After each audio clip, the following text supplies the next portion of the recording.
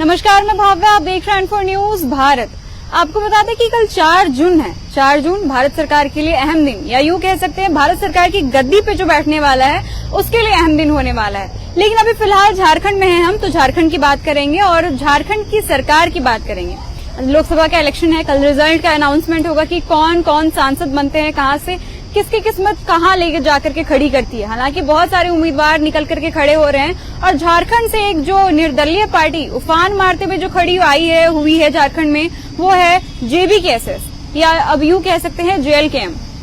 और ये पार्टी अभी युवाओं के बीच, या कह सकते हैं पूरी झारखंडियों के बीच झारखंड की बात करती है और लोगों की बात करती है, लोगों के हक की बात करती है। इसके लिए लेकर के यहाँ पे काफी ज्यादा इनकी पॉपुलैरिटी या फिर लोगों की पसंदीदा पार्टी बनती जा रही है। हालांकि अभी है ये निर्दलीय पार्टी, लेकिन लोगों की पसंदीदा बनती जा रही है। 6 जगह से लोकसभा के लिए खड़ी हुई थी। अभी फिलहाल जो सीट जो एकदम कह सकते हैं सिक्योर लग रही है JBKSS की, वो है गिरिडीह सीट। हमारे साथ जुड़े हैं मनोज यादव, कोडरमा से लोकसभा के लिए खड़े थे JBKSS से।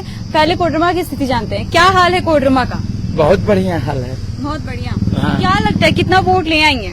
देखिए, वोट कितना ले आएंगे सो बात नहीं है। इतने देखिए, पहले बोला भी जाता है कि पहले जो होता है सो हराने के लिए लोग खड़ा होते हैं, फिर जीतने के लिए खड़ा होते हैं। तो ये जो है, चाहे वह इंडिया गठबंधन हो या NDA, ये दोनों लोगों को यहाँ की जनता ने देखा और उसका परिणाम ये हुआ है कि हम लोग उभर करके सामने आए।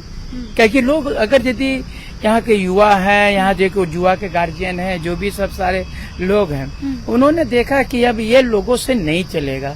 अब पढ़े लिखे नौजवान लोगों के हाथों में सत्ता देना पड़ेगा।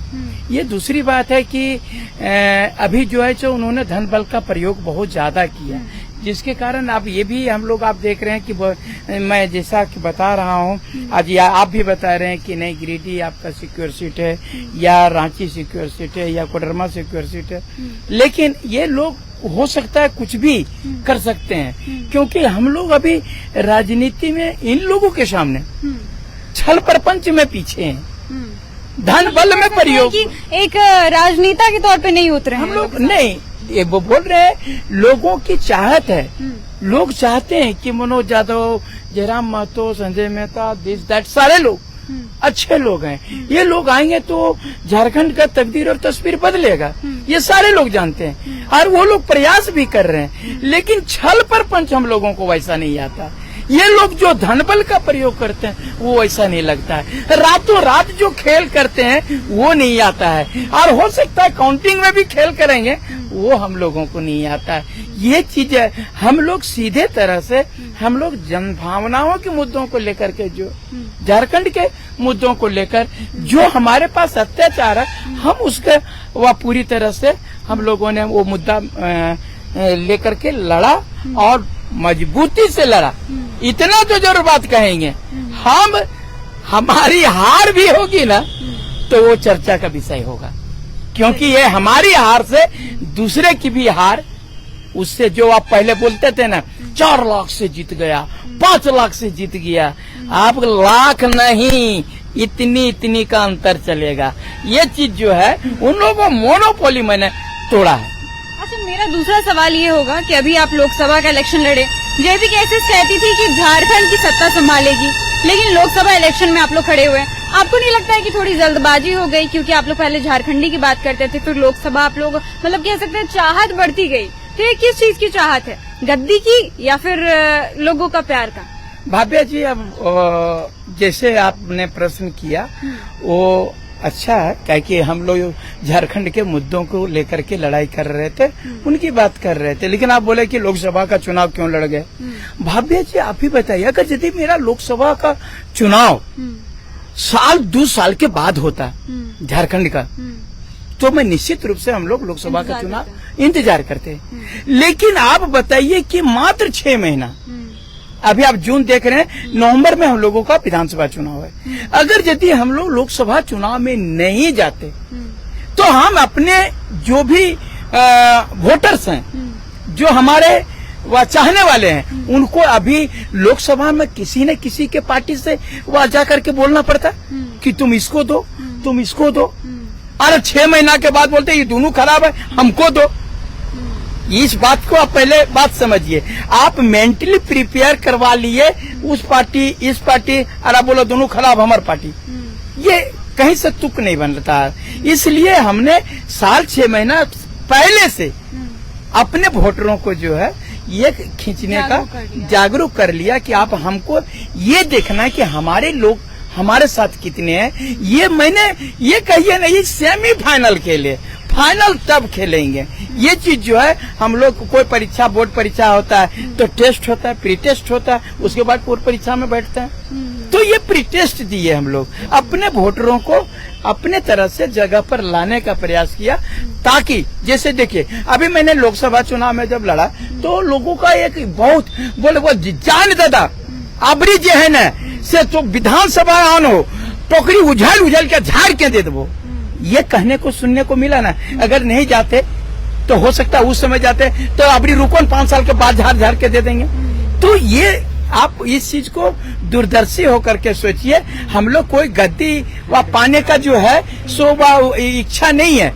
हम लोग इतना जरूर अपने में शक्ति रखते हैं कि बिना गद्दी का भी उतना ही काम करेंगे जितना गद्दी पाने के बाद करेंगे। तो फिर गद्दी की भूख क्यों?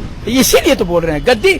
देखिए आप नीति नहीं बना सकते हैं ना, आप नहीं समझ रहे हैं। काम कर सकते हैं। देखिए हम आपका काम कर सकते हैं, लेकिन अगर यदि सिस्टम को हम बदल देंगे, अगर सिस्टम में जो बार बार मुझे आंदोलन करना पड़ता है, बार बार लाठियां खानी पड़ती है, अगर यदि हम वहीं से नियम नीति चेंज कर देंगे तो फिर बच्चों को लड़ाई नहीं करना पड़ेगा। जो 10 साल 15 साल तैयारी कर रहे हैं बिना माने गोल पोस्ट का फुटबॉल खेले जा रहे हैं।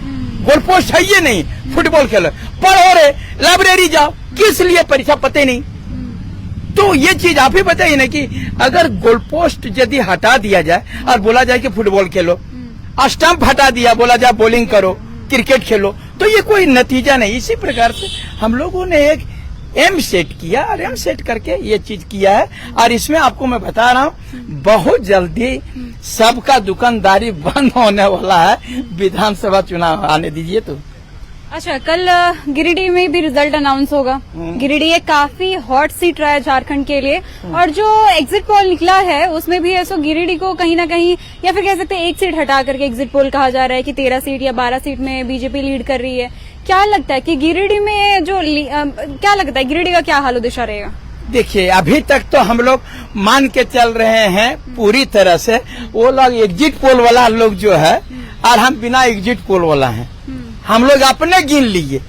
वो लोग तो बाहर से आकर के पता करता है।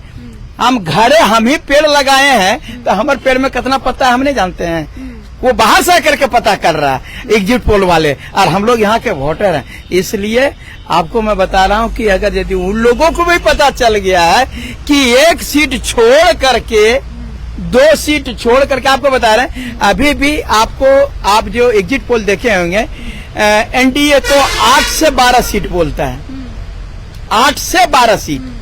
पहले बोलता था 14 के 14, अभी 8 से 12, यानी 8 मिनिमम आ रहे, 6 को छोड़ रहा है ना, वही उसमें हम ही लोग हैं।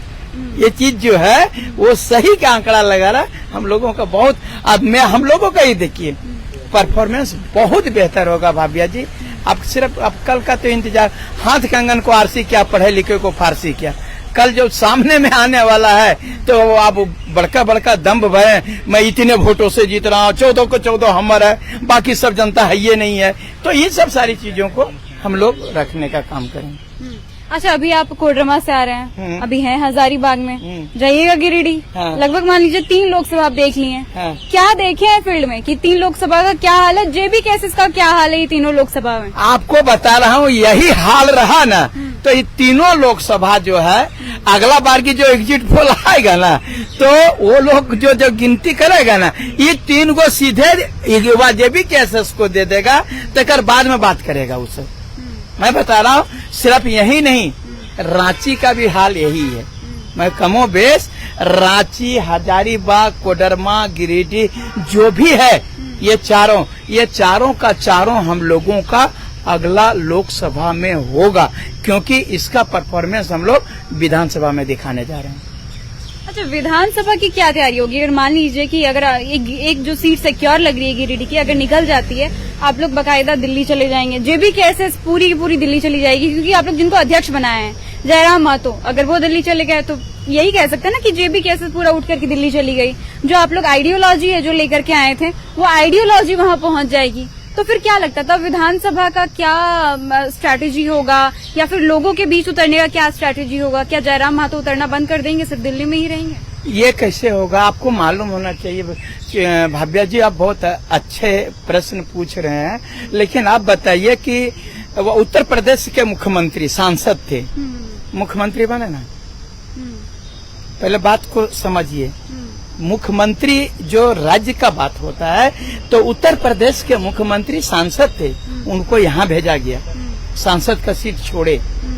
अगर यदि बात करिएगा अर्जुन मुंडा जी, उस समय भी जो है, जो यहाँ पर बहुत सारे ऐसे हमारे जो वह सांसद रहे हैं और उनको छोड़ करके मुख्यमंत्री बनना पड़ा। तो हम अपने मुद्दों से, हम झारखंडियों से कोई समझौता नहीं कर सकते हैं। इनके हित के लिए मुझे जो भी करना पड़ेगा, चाहे सांसद का सीट छोड़ना पड़ेगा या कुछ भी करना पड़ेगा, हम लोग झारखंड के हैं तो हैं। अच्छा, अभी मान लीजिए कि अगर जेबी केसेस कहीं जाकर के सिक्योर करती है सीट, एक बहुत बड़ा सीट सिक्योर करेगी, लोकसभा बहुत बड़ा क्षेत्र होता है, अगर कहीं का भी हुआ सिक्योर, अगर एक भी हुआ, तो आप लोग कौन कौन से ऐसे मुद्दे हैं, झारखंडी मुद्दे, जिस पे आप लोग प्राथमिकता देंगे? क्योंकि आप जो हैं वो छात्रों की बात करते रहते हैं। जयराम महतो जी जंगल जमीन छात्रों से जुड़े हुए छात्र नेता थे, पहले वो ऐसे बन करके उभरे हैं। देवेंद्रनाथ महतो छात्रों से बात करते हैं। तो प्राथमिकता किस सब्जेक्ट को दीजिएगा?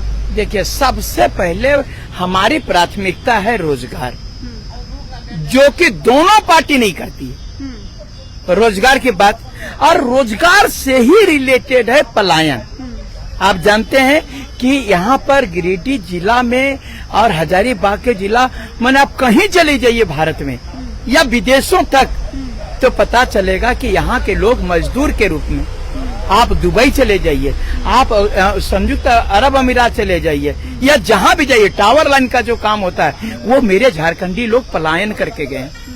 आपको बता रहा हूँ कि 40% जो है सो खनिज हमारा झारखंड देता है, लेकिन संसद में 40 मिनट भी बात नहीं होता है झारखंड के बारे में। अब मैं हम लोगों का एक बात जो है सो आंख से आंख मिलाकर के प्रधानमंत्री जी जो तत्कालीन रहेंगे, उनसे कहना है कि हम 40% आप लोगों को वह देते हैं, वह मिनरल खनिज, और आप 40 मिनट भी नहीं बात करना चाहते मेरे झारखंड पर। आखिर में बात क्या है? आप अदानी है पदानी सबके आदमी को जो है सो बैठा दे रहे हैं झारखंड में, और हमारे झारखंडी को जो है सो बाहर फेंके जा रहे हैं। इसका कारण क्या है? सब लूटने के लिए आ रहे हैं, और हम लोग कहाँ जाएंगे? क्यों? आप चाहिए अदानी का वहाँ पावर प्लांट देखिए, हमारे यहाँ पर वह देखिए, वह बड़का गांव में, फिर गोड्डा चले जाइए, आप बता रहे हैं गोड्डा में जो वह पावर प्रोजेक्ट लगा है, उससे वह पूरा वह बिजली जाएगा, क्या कहते हैं, बांग्लादेश को। आप बताइए, मेरा खून मेरा पसीना, बिजली जाएगी, वह जलाएगी शेख हसीना, ये कोई मतलब तो नहीं होता। ये सारी मुद्दों पर बात, झारखंड के मुद्दों पर बात होगी। ये चीज हम लोगों करने के लिए आए हैं, ताकि हमारे झारखंडी किसी भी हाल में ठगे नहीं जाए। उन लोगों को, उनको जो कमिटमेंट के साथ हम लोग आ रहे हैं, कमिटमेंट पूरा करें।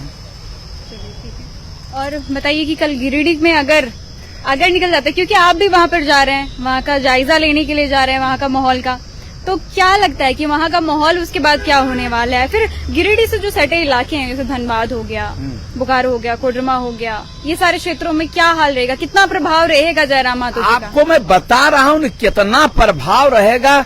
आप लोग प्रभाव को झेल नहीं पाइएगा, इतना रहेगा प्रभाव।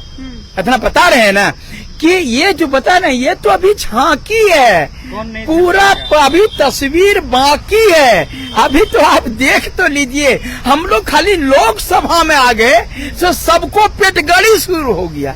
विधानसभा में कितने लोगों का मैं चूल्हा और चौकी बंद करने वाले हैं। जो नेता वह जातिगत आधार पर जो नेता बने हुए हैं, या धर्म के आधार पर जो नेता बने हुए हैं, वो तमाम लोगों को जो है सो अबर भीतरे भेज देंगे। आपको विश्वास रहे थे कि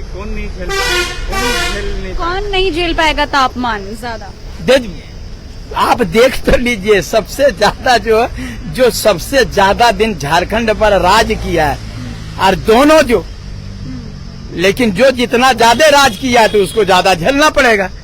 तो निश्चित रूप से तापमान झेलना पड़ेगा उनको। अच्छा, मान लीजिए कि अगर सरकार बनाने के लिए जेबी केसेस को भी अगर किसी का समर्थन देना पड़ा, या तो इंडी गठबंधन या तो एनडीए गठबंधन, क्या लगता है किसको जेबी केसेस देगी? क्योंकि आप भी एक अहम चेहरे रहे हैं जेबी केसेस के, निर्णय लेने में आप भी बहुत शामिल रहते हैं, तो क्या लगता है जेबी केसेस क्या निर्णय लेगी कि किसकी सरकार चुनना है? देखिए, ये सबसे बड़ी बात है, इसमें हम अकेले निर्णय नहीं लेंगे, पार्टी साथ में निर्णय लेगी।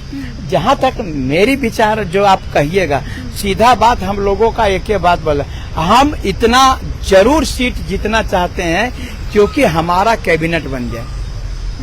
ठीक है, हम मतलब आप ये मत समझिए बहुत आप उसका दूसरा मीनिंग निकालने लगते हैं कि इसका मतलब आप 15 जीत रहे हैं, आप 20 को जीत रहे हैं। हम कह रहे हैं कि कम से कम अधिक से अधिक जितना आपको बता रहे हैं, हमारी सरकार जो स्पष्ट सरकार बनाने का हम दावा कर रहे हैं, लेकिन अगर यदि नहीं तो 15 से 20 सीट जीतते हैं तो हमारे मुख्यमंत्री और वह सारे मंत्री रहेंगे।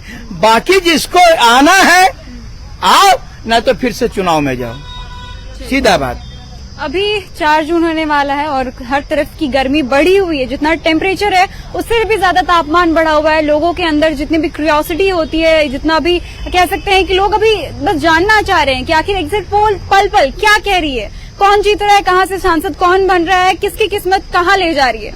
लेकिन 4 जून आने वाला है, आ रहा है अब कल ही, अब इस समय तक शायद कल ये क्लियर हो जाएगा कि कौन सांसद बनेगा, कहाँ का, और जेबी केसेस का क्या स्थान रहेगा झारखंड में। ये सारी चीजें कल स्पष्ट हो जाएंगी, धरातल पर उतर जाएंगी। और उसके बाद अगर जेबी केसेस एक भी सीट निकालती है तो क्या उन्होंने जो वायदे किए हैं, लोगों से जाकर के मिले हैं, इतनी साल जो मेहनतें की हैं, क्या उस टॉपिक पे वाकई काम करेगी, उस चीजों पे वाकई, उन समस्याओं पे वाकई धरातल में उतरेगी? ये सारी चीजें जानने लायक है। तब तक के लिए आप जुड़े रहें N4 न्यूज भारत के साथ। N4 news Bharat.